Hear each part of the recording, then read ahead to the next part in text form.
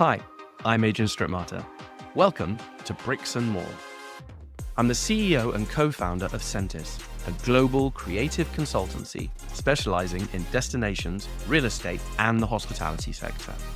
Bricks and More is all about exploring how to generate, unlock, and maximize real estate value. Our mission is to challenge outdated and limiting notions of how this is done. In each episode, we talk to top professionals to uncover innovative strategies that drive short, medium, and long-term gains. So if you're passionate about making real estate more valuable for more people, you're in the right place. Welcome to Bricks and More. Successful, engaging, long-lasting luxury hotels and branded residences don't just happen. They're the results of strategic site selection, brand partnerships, and expert planning. In this episode of Bricks and More, we explore how to maximize real estate value through operator selection and partnerships, but also how investors' priorities are shifting and where the next big opportunities lie. I am thrilled to welcome Rico Picenoni, international hospitality leader and executive board member with over 2 decades of involvement in a staggering 500 hospitality and real estate projects, supporting $34 billion of real estate. Educated with a degree in hospitality and business management from the renowned École Hôtelière de Lausanne, with a further education in real estate and asset management, he supports developers and operators globally with branded residential planning and development. So let's dive straight in. Hi, Rico. Welcome to the podcast. Welcome to Bricks and More. The first question I'd like to ask you is obviously quite a personal one. It's how were you drawn to real estate, apart from your studies, obviously, which kind of put you on those tracks, if it were? What is it that drew you to luxury, lifestyle, hospitality, and branded residences? Yeah, so thanks, Adrian, first of all, for Very welcome. having me on the show. I feel very welcomed. To answer your question, lifestyle and travel is what drew me into this space. And I guess I was probably a little bit privileged in that where I studied, there was the option to go into more business management as opposed to hotel management.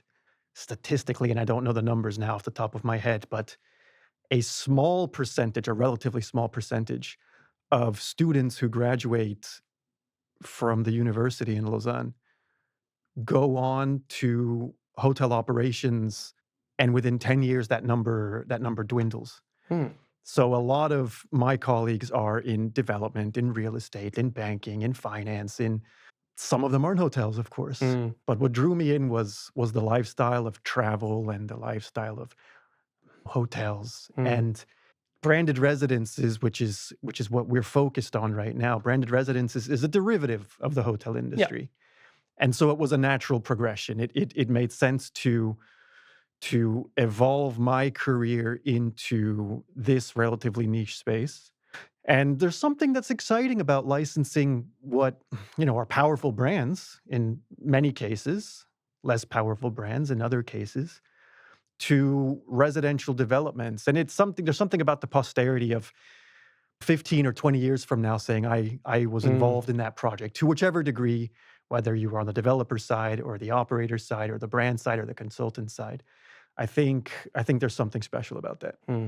I mean, that's an answer that, including myself, a lot of people active in real estate would say is that you have this ability to become a kind of tour guide of your own portfolio or your own track record. Yeah.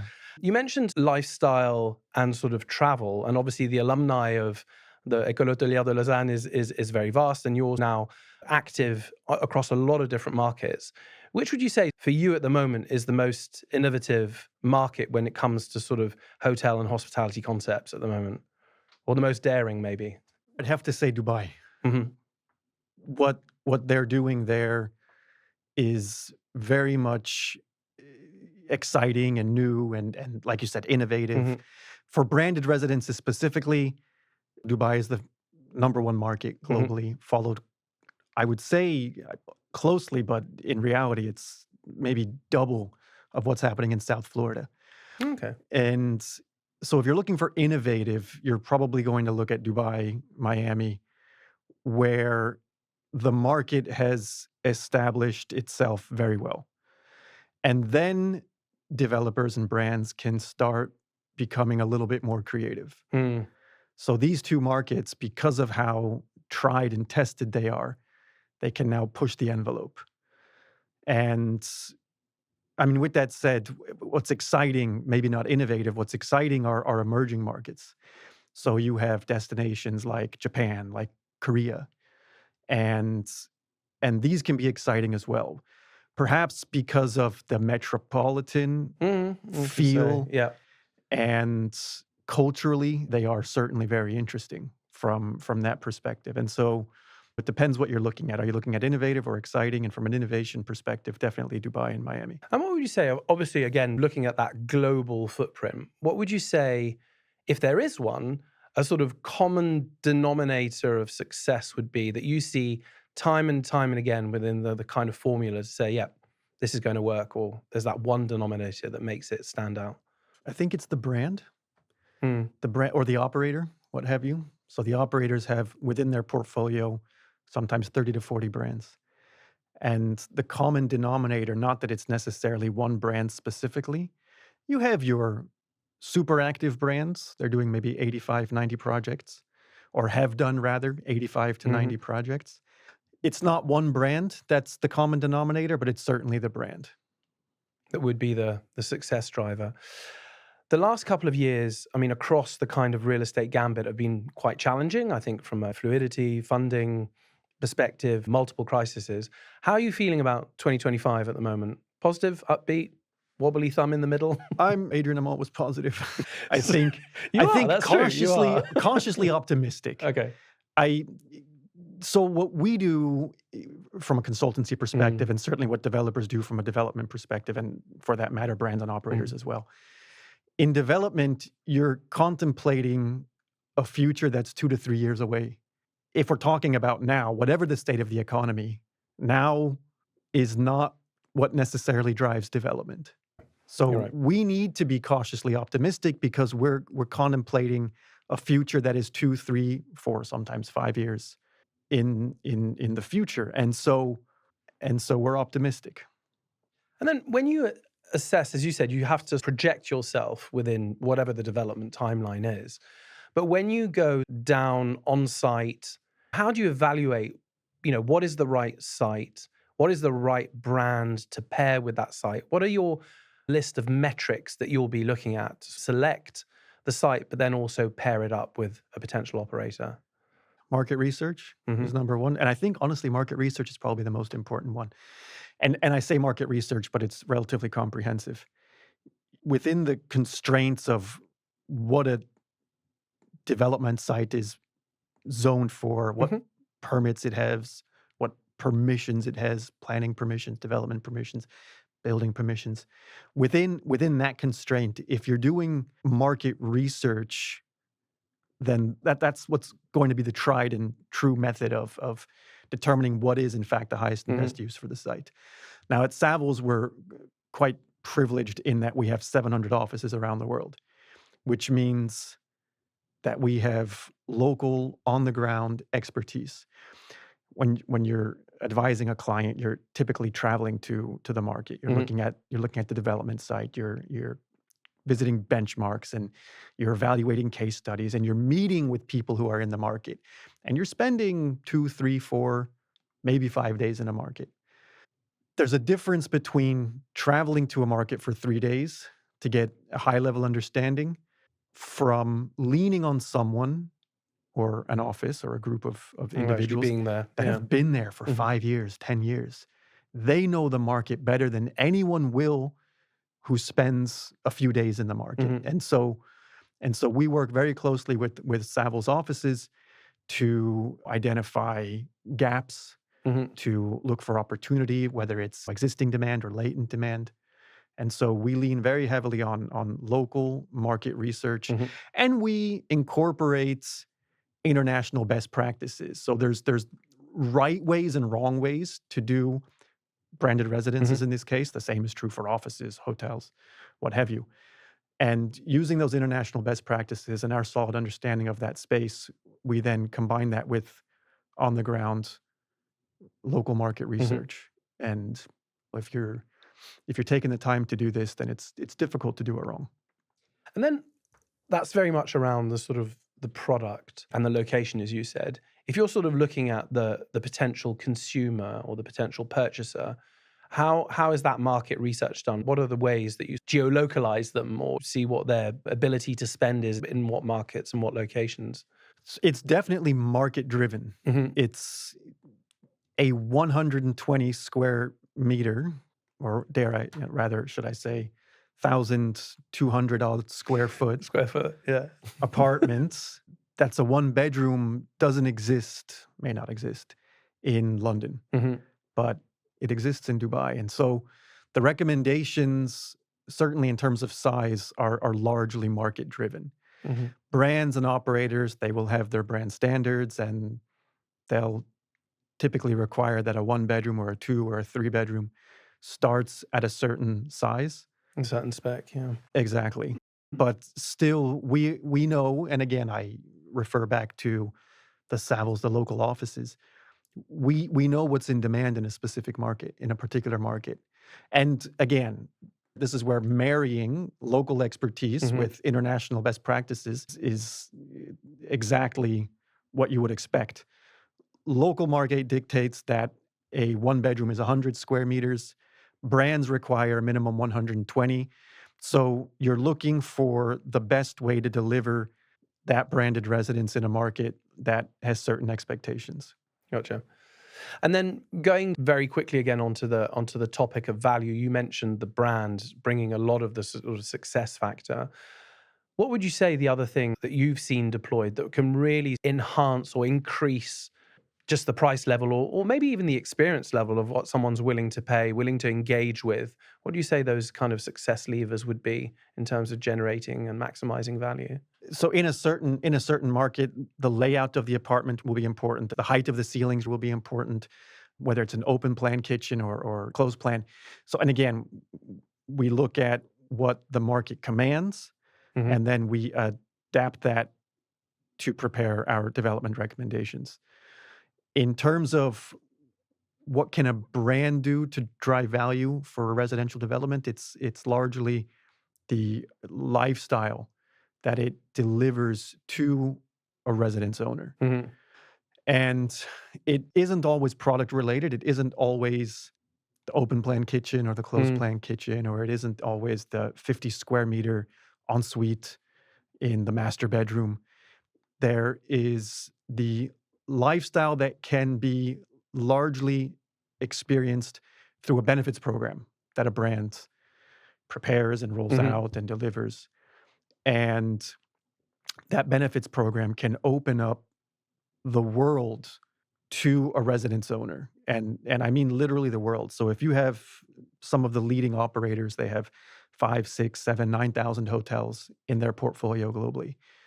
So you're not only in the micro location as a Hmm. residence owner, but you're treated as a VIP globally, and you enjoy certain experiences that are exclusively provided to residence owners. And so the benefits program that a brand can convey to a residence owner, that's a big driver.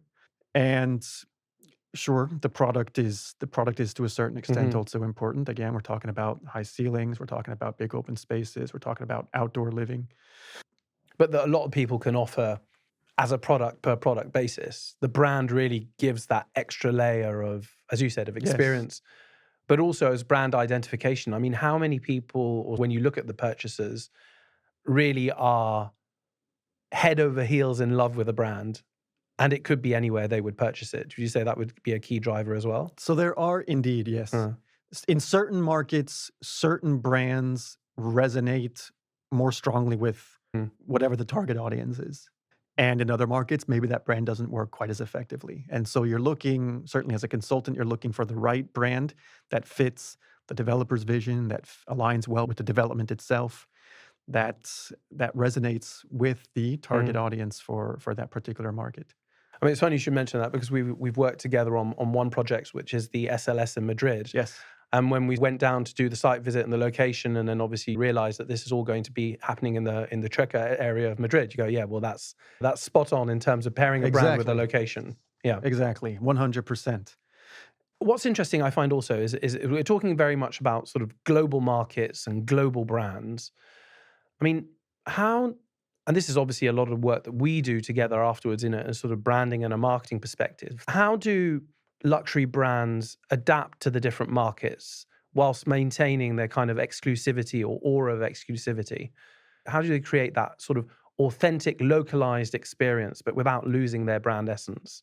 I don't think that I would say that brands necessarily adapt to the local market. There are some brands where the brand ethos is very much based on the local market, so that it feels like it's authentic, whether it's a hotel or a residential development. I guess by definition, a brand is something that regardless where you experience it, it's consistent. So if you're staying in brand X's hotel in New York, it's a similar, if not the same experience to that brand's hotel in Singapore or in Sydney. You work with a lot of different brands and you see a lot of them, a lot of new brands coming up. Do you find that the market has still a lot to offer, or there's a lot of cut and paste, or is it oversaturated, or do you still feel there's room for new concepts and new brands to come in? Is the market saturated? There are 220 brands that are active in the branded residential space. And it's certainly busy, it's certainly active, but I wouldn't say it's approaching, rather, I wouldn't say it's saturated. I think it has something to do with how you differentiate yourself from your competitors. And by competitors, I mean competing developments. And obviously it has something to do with the economic cycle, where's where you're at, the local economy at. What's great for us is that because we have a global mandate, if the market is weak in the Western Hemisphere, it's strong in the Eastern Hemisphere. If it's weak in one region, it's strong in another region. Weak in one country, strong in another country. And so we have the unique ability to relatively consistently develop projects around the world. So obviously there's some, I would say, branded residential partnerships or branded residential, I would say, usual suspects that are coming out of the hospitality area with the hotel brands creating these branded residences. Are there other sort of markets? We've seen car manufacturers and other lifestyle brands created branded residences. Are there any real surprises that you've seen of partnerships or other businesses coming out and really entering this real estate space, I would say, with success and panache and their own kind of flair? I think, so in 2001, Marriott and Bulgari embarked on a joint venture that has brought them to where they are today, and you see some wildly successful projects. I think that is a great success story. There have been others who have tried and did not fare as well. And in a space that's dominated by hotel brands, roughly 80% of the branded residential space is hotel brands, 20% is non-hotel brands. One of the value propositions of branded residences is the service that you can experience. It's not just the tangible product, it's the intangible. I mentioned before the benefits program that a brand can convey to a residence owner, opens up the world globally to that residence owner. That service aspect can't be replicated by the non-hotel brands, at least not easily. But if you look at the example of Marriott and Bulgari, they've done it in a very tremendous way. And if the non-hotel brands can reproduce such a JV, then that would be another recipe for success. And I think there are a few of these conversations ongoing. We'll probably, hopefully, see more of these in the next 3 to 5 years. But it's interesting because even with that one, you do mention that JV partnership in the ability to deliver that global brand experience. Are there any other sort of brands that have come in, like tech companies or other people that have come in, I don't know, even broader lifestyle, like children's entertainment or Disney, or I don't know, just other people who are entering the market? Are there any that you could list off? Branded residences, I certainly hope no one is perceiving this as a passing trend. It seems, so we've extrapolated growth over the next 10 to 15 years Today, there are more than 1,500 projects globally, branded residential developments. And we've extrapolated that 1,500 figure over the next 10 to 15 years, and we expect there to be 3,500. So there are more brands entering the space. There are certainly more developments being developed. That means that we'll see more and more brands. We've had conversations with brands that are not yet active in the space, seeking to get active in the space, and that would suggest that in, again, the next 3 to 5 years, we should see some more of these brands.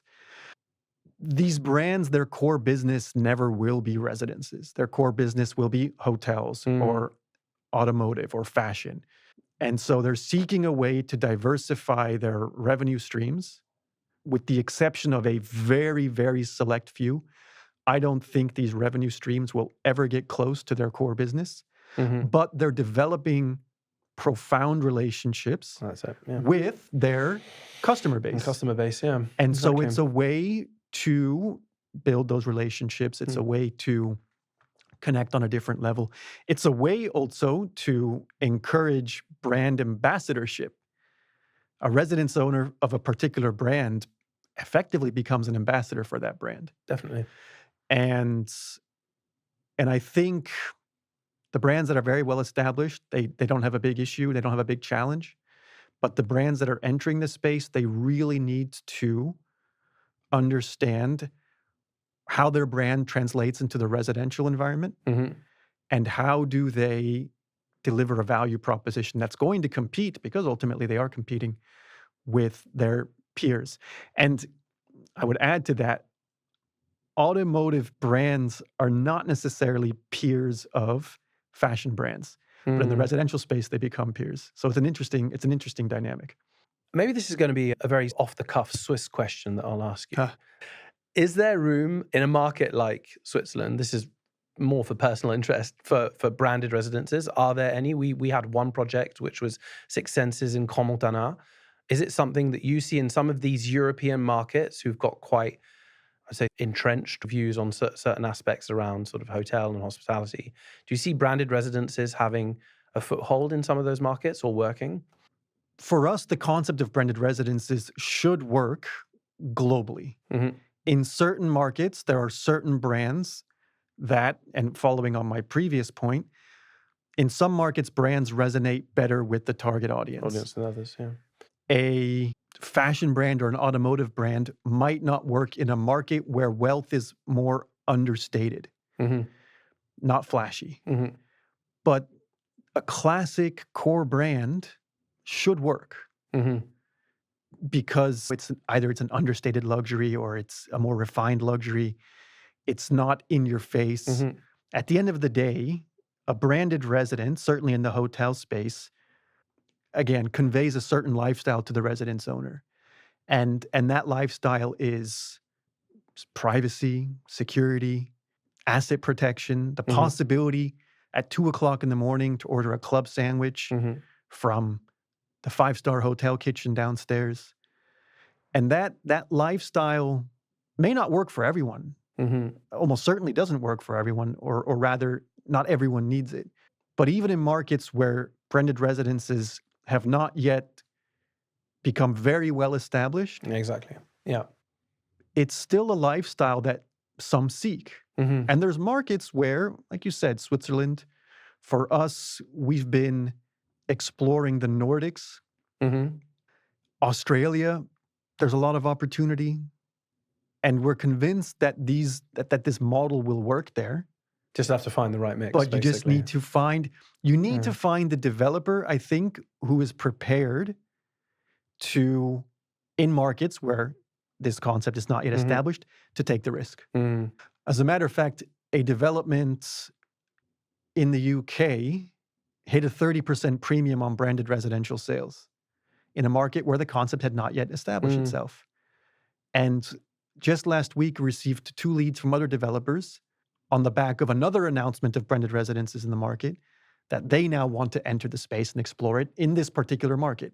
Because until someone takes that leap of faith, call it, everyone's going to be a little bit hesitant. So there's the risk reward. And that's a really interesting point. So we're moving towards more the sort of the investor or the person taking the the gamble or the risk or the first to enter the market. How have you seen investors' priorities shift over the last couple of years within this market and within Investors, you're talking about residence owners or developers? the developers? Sorry, The developer. Yeah. Coming out of the pandemic, if you had a single asset class, depending on what that asset class was, times were tough. Hotels were at single-digit hotel occupancy. Offices, everyone was working from home. So if you were in a single asset class, it was tough. What some developers realized is the more you can diversify your development, now obviously that is also tied to zoning permissions and certain building constraints and development constraints. If you diversify your product, mixed-use developments, then to a certain extent, you can make it more resilient. You can protect, as a developer, your interests. And so more diversification. And we've seen an increase, not a significant one, but we've seen an increase in the number of standalone branded residential developments as well. So leaning on the brands to drive as well to support the residential development. Diversification. Okay. And within the hospitality space, obviously, and the residential space, there are a lot of different sort of sub-markets and sub-asset classes. Do you see that also in terms of diversification, where people will say, okay, I'm going to go to senior living, I'm going to go to student accommodation, I'm going to go branded residences, I'm going to go... So basically differentiating within those kind of sub-asset classes within residential as well? So we have not. Our developers doing it undeniably. As a matter of fact, we've been approached to gauge interest in branded residences for the senior living space. That's a whole nother topic for discussion. Yeah. But developers are certainly exploring alternative real estate classes. Like you said, senior living, student accommodation, and the usual suspects, commercial, residential, hotel. How can you develop and protect your development? And we still see roughly 90% of hotel branded residences that are co-located. And so you're seeing the diversification. As a matter of fact, last week I was having a conversation with an operator, and the operator suggested that they are now only looking at mixed-use developments, seeking to develop within their hotel projects branded residential components. And then with their links to, because we've seen also, I think it's 25 Hours as well, from a hotel brand perspective, who've also obviously got their co-working spaces. Yes. And so they're offering, I mean, they're spanning throughout the full lifestyle offering, sorry. They're driving revenue per square meter. In a hotel lobby, you're not making much revenue. But if you can convert part of the hotel lobby into, I don't know, an art studio or a co-working space or what have you, you're driving more revenue per square meter. And this is the pitch of the brands, of the hotel operators. We can drive more per square meter based on how we're doing things at other properties or based on this new concept that we've established, that we're developing. And so they understand that developers are revenue-driven, profit-driven, and they're seeking to find ways to drive revenue in places where previously there was no revenue. Yeah. And then if we were to hone in on like a case study or a kind of best-in-class example, obviously I think it's going to be quite hard for you to cherry pick. So maybe we cherry pick a few things through different projects, but one that really from start to finish, you can say, well, we took it from A to Z, and it generated, huge amount of value for the whole of the stakeholders involved in that project. So from the investor to the developer to the hotel brand, and then now to the end consumer as a sort of live and active project. Have you got one which is your benchmark project for best in class, where you think, yeah, all those things ticked, and that you could share with us today? For us, not one in particular, but I think for Savills, what's important, and certainly what the value proposition is at Savills, is the turnkey solution in that we have teams at Savills that can support with land acquisition, We have teams at Savills that can then support with development consultancy. We have teams at Savills who can then support with marketing and sales and with property management. So for Savills, a success story is one where you've taken a project from A to C for a developer. Mm-hmm. In terms of projects in which we have supported, again, our advisory services contemplate projects that are sometimes 3 to 5 years in the future, and they have not yet reached that stage. And this is especially true as well when we're talking about mixed-use developments, because there's a hotel component, and that hotel component won't be monetized until it opens. Mm-hmm.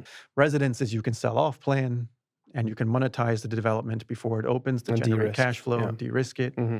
But the hotel component, and again, I say hotel component because 90% of the hotel branded residential space is still mixed use. Let's talk a little bit about the finish. So as a consultant, do you go and see your developments post? Yeah. Absolutely. And I think that's super interesting, because I think we all work on this space, and we said there's that legacy piece. So do you sometimes go back, and not that you sit on a bench and people watch, but do you enjoy going back to see how 100%. Everything you've created, how it's working and gelling together and everything? 100%. Once the project is delivered, then absolutely love going back to see if not the decisions that you made, obviously it's the developer who makes the decisions, but if the recommendations that you provided the developer were implemented, that's number one. Do you check for that?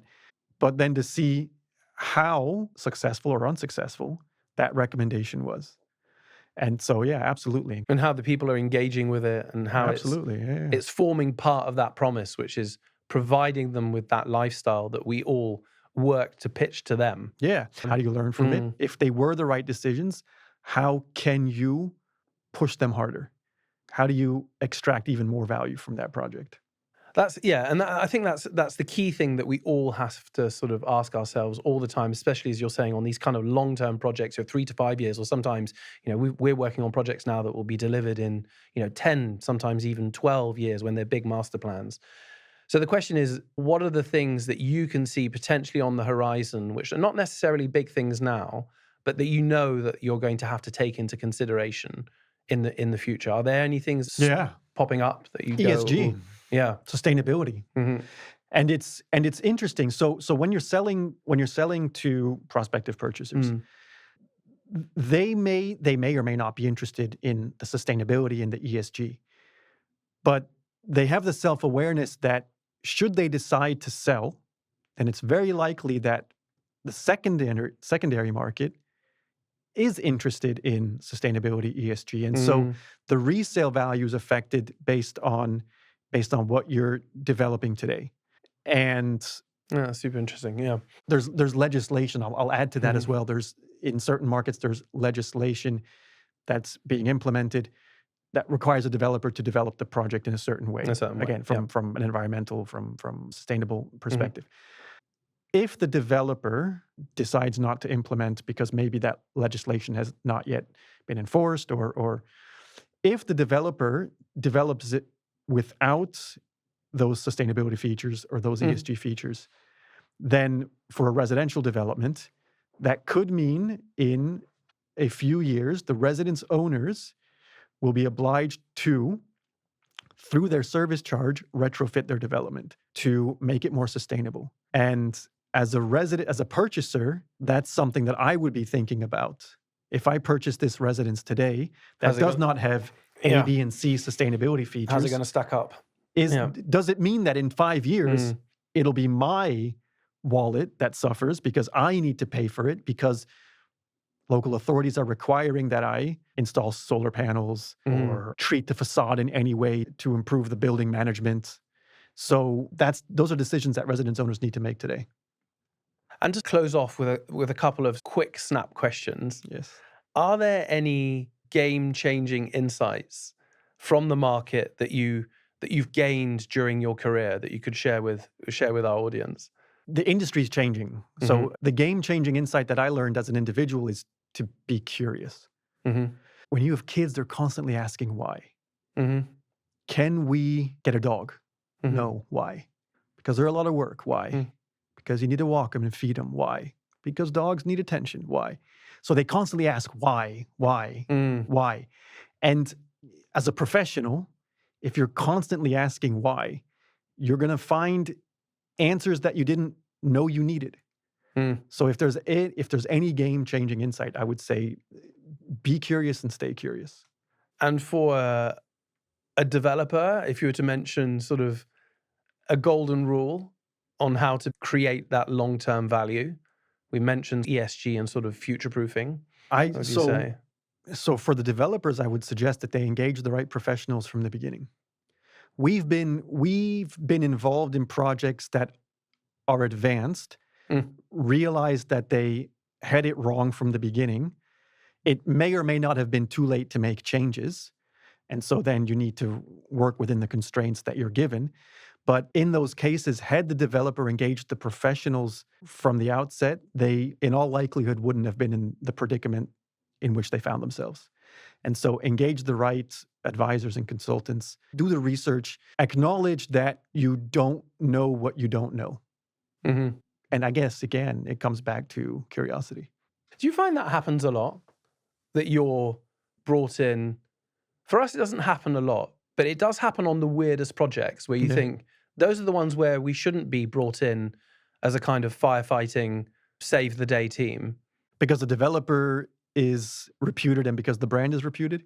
Yeah, and the projects is huge, and you would thought, well, there's going to be tons of DD. We're going to walk in there's going to be a correct brief, and sometimes you're called, not at midnight with a panicked voice on the phone, but, very close to launch on the weirdest projects. Not for us. I suspect that your involvement is at a little bit later a stage in the development cycle. We're trying to row backwards, but it is. Yes. For us, it's probably more the exception rather than the rule, which is encouraging because it means that people developers are doing it, largely engaging the right people at the right time. It's the exception and not the rule. But there are a handful of those exceptions. They're always surprising when they happen. And they are surprising. Yes. One final question then. If you were to obviously look at the high-end or the luxury market in hospitality and residential, I mean, what do you think is going to define the next decade? What are the trends or what are the things that you think that might really define that market? Trends plural, because I don't think that it's necessarily one trend that will define the next decade. It's probably a combination of trends. And it's what we spoke about before, that ESG, sustainability, health and wellness. So we're seeing buyer profiles change. In certain markets, branded residences are becoming an investment product. So when you look at hotel chain scales, you have luxury, upper upscale, you have upscale, you have upper mid-scale, et cetera. So in certain regions, branded residences were originally a luxury concept, a luxury product. They were born out of the hotel industry and they were born within the hotel industry out of the luxury segment. But we're seeing more projects at lower chain scales, and so it's appealing to a wider audience. And that wider audience has different purchase requirements, purchase expectations. So we're seeing buyer profiles change. We're seeing ESG become increasingly important. We're seeing sustainability become increasingly important, and health and wellness. You're seeing more wellness brands that are entering the space, and even brands that are not in the wellness space finding a way to bring that into either their brand DNA or to merge that with the developer. We're talking about air quality, sleep quality, water quality. We're talking about outdoor spaces. We're talking, if we learned, and I hope we learned many things from the pandemic, if we learned one thing, it was that many of us are privileged to work remotely. We don't need to be on site to do all of our work. And so working from home means that residential developments are looking for how to either incorporate co-working spaces or offices within residential units, and more outdoor spaces that are focused more on self-care. We were at a project in the south of France where the ensuite was equally as large as the master bedroom, meaning residence owners are taking care of themselves.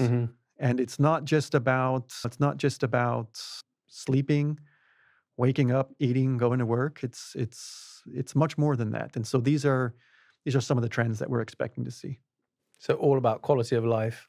Quality of life. And I'll always be fascinated by the pillow menu in some hotels. I've always found that's a great addition. Rico, thanks ever so much for coming on the podcast. It's been an absolute joy. A lot of topics covered, a lot to discover. And I was absolutely thrilled to have you on board. It was a pleasure. Adrian, thank you again so much for having me here. Thanks for listening to Bricks and More. If you've enjoyed today's episode, please share it with a colleague or friend who would appreciate it. If you're not already, connect with me on LinkedIn, whether to say hello or discuss a destination, real estate, or hospitality project of your own. Finally, please rate the podcast on Apple, Spotify, or wherever you get your podcasts. Again, share the episode, connect with me on LinkedIn, and rate the podcast. I'm Adrian Strittmatter, and I'll be back soon with the next episode.